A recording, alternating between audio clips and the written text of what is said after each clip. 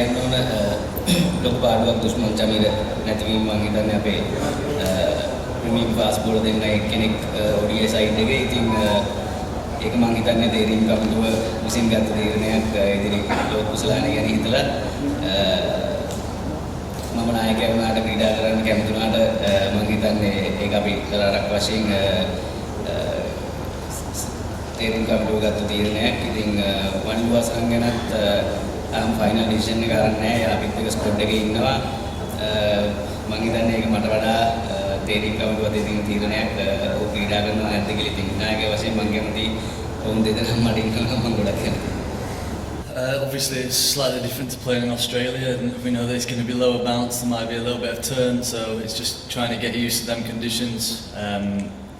Obviously, training on the square helps, getting to prepare on what might be a similar wicket. Heading into India, we know that they're going to be fairly similar as well, so it's just about trying to play our best ability to try and win a few of these one-day games, as, like you said, very much needed. And the best way that we do that is by sticking to our guns, preparing well, sticking to our process, and knowing when to absorb and apply the pressure.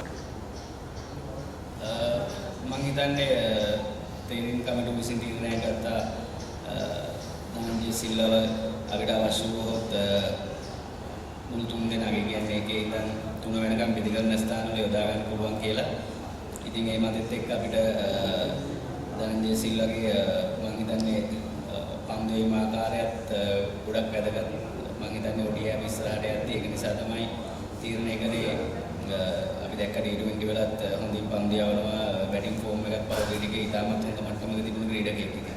ඒක නිසා තමයි මම හිතන්නේ කණ්ඩායමට ඇවිත් තියෙන්නේ. ඉතින් මම හිතනවා යාගේ ලොකු දෙයක් ගන්න පුළුවන් වෙයි කියලා. මොකද මම හිතන්නේ ඒ වගේ ප්ලේ කෙනෙක්ගේ හොඳම කාලය යන්නේ. ඉතින් ඉතාම හොඳ දක්ෂතාවයක් තියෙන ක්‍රීඩකයෙක් මම බලාපොරොත්තු වෙන්නේ එවැනි ක්‍රීඩකයෙකුගෙන් ඉස්සරහට තව ගොඩක් දේවල් අරගෙන අපි තරග ජයග්‍රහණය කරමු.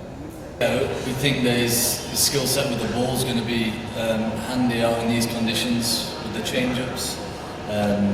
Obviously, he might be able to swing the new ball as well, so that's a good area for us. It's a lot of depth in batting. He doesn't quite get in the top 6 or 7, but there's going to be quite a bit of flexibility around the middle order anyway, so he might end up batting a little bit higher.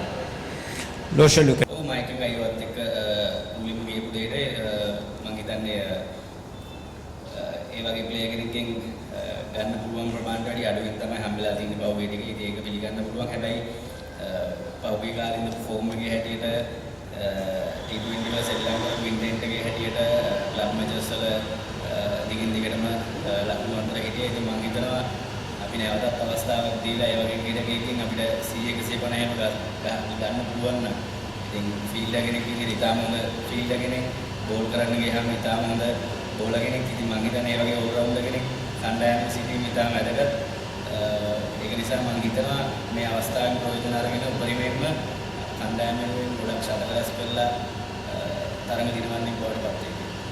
We just need to be a little bit more consistent at times, knowing when to absorb the pressure and apply the pressure back on them.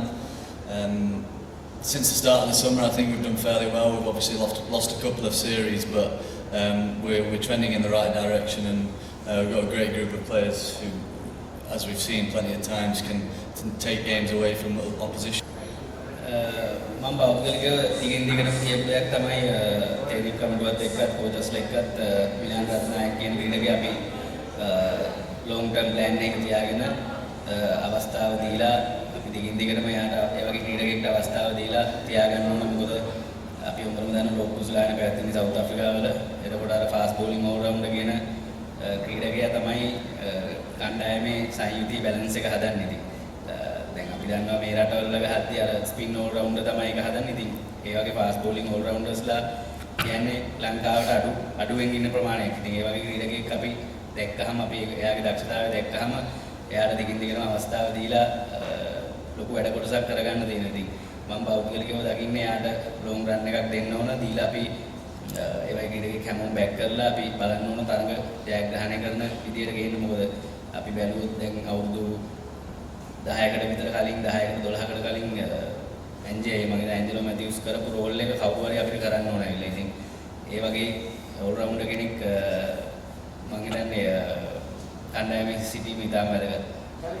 අත්දැක බලන්න පුළුවන්කමක් තියෙනවා. එකම දේ අපි බලන්න ඕන අපි පහුගිය තරගාවලිය වල ගියේ ප්‍රොපර් බැට්ස්මන්ලා 7ක් එක්ක. ඉතින් 7ක් එක්ක යනකොට ටිකක් අමාරුයි. නමුත් අපිට වනිදු හසරංග නැති වුණොත් අපි chance එකක් තියෙනවා ප්‍රොපර් බැට්ස්මන්ලා 6කුත් ඕල් රවුන්ඩර්ස්ලා දෙන්නෙක්ගෙන් යන්නේ. කියන්නේ සාමාන්‍යයෙන් මිලන් රත්නායක දුමිත් වෙලාලගේ වගේ ක්‍රීඩකයෝ දෙන්නෙක් යොදා ගන්න අවස්ථාවක් තියෙනවා. ඉතින් අපි තාම ඩිසයිඩ් කරලා නැහැ. අද මම හිතන්නේ දැන් ඩිසයිඩ් කරනවා තව ටිකකින් කවුද යන කම්බිනේෂන් එක කියලා.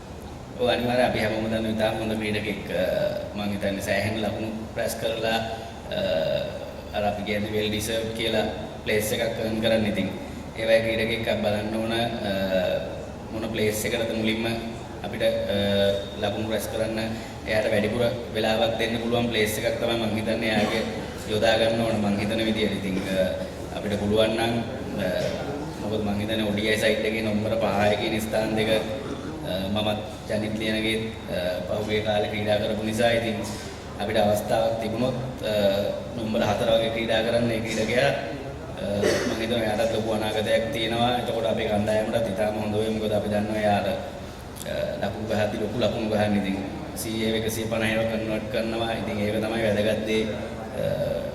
ODI ටෙස්ට් ෆෝමැට් එකක් ගහද්දි ඉතින් ඒ වගේ දක්ෂතාවයක් තියෙන ක්‍රීඩකෙක් හරි පරිස්සමෙන් අපි ඉදිරියට ගෙන්න ඕන. ලකුණු ගහන්න ඕන විකට් ගන්න ඕන. ඕල් රවුන්ඩර් කෙනකින් බලාපොරොත්තු වෙන්නේ ඇත්තටම අපි මම හිතන්නේ ඒක අපි කැටගරයිස් කරන්නේ batting all rounder bowling all rounder කියලා. උදාහරණයකට මිලාන් රත්නායක ගත්තොත් බෝලිං ඕල් රවුන්ඩර්. ඉතින් අපි හැමෝම දන්නවා එයාට පිටිකරණය දෙන්න පුළුවන් නම්බර 7-8 වගේ ස්ථානවල. ගත්තොත් දසුන් ජානක වගේ ක්‍රීඩකෙක් බැටිං ඕල් රවුන්ඩර් කෙනෙක්. එතකොට එයාට බැට් කරන්න පුළුවන් නම්බර 4 ඉඳන් ඕන තරක බැට් කරන්න පුළුවන්.